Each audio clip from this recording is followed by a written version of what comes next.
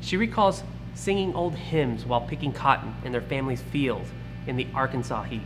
Joanne Cash Yates on how faith and music to the Cash family was as natural as sugar to sweet tea.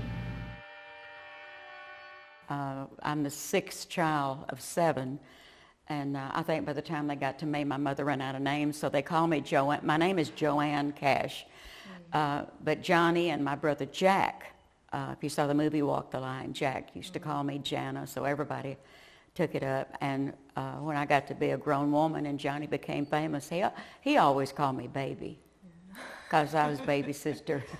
But Jana, Jana, was my nickname growing up. My first remembrance of us singing was in the cotton fields.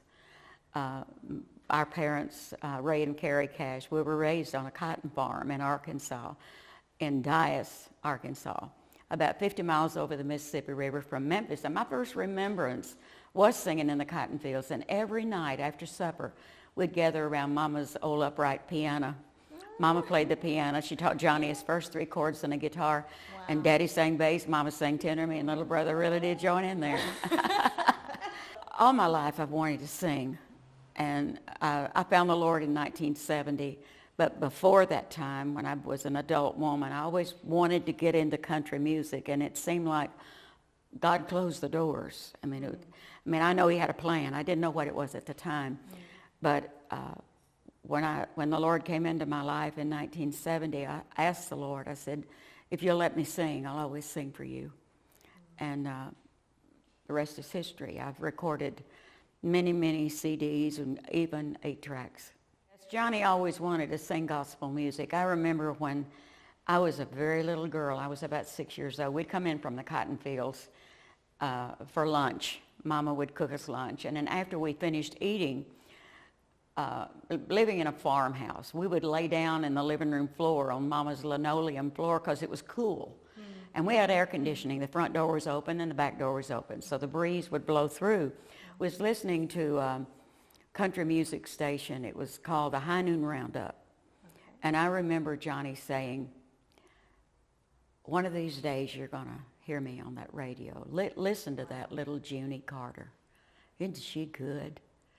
And little did we realize how our lives would turn and to grow from that. But I always knew Johnny would sing. I always knew, and Mama always said that God's got your hand on. God's got his hand on you. Johnny's struggles, it's like Johnny described it himself one time. He said, it's like a white dog and a black dog.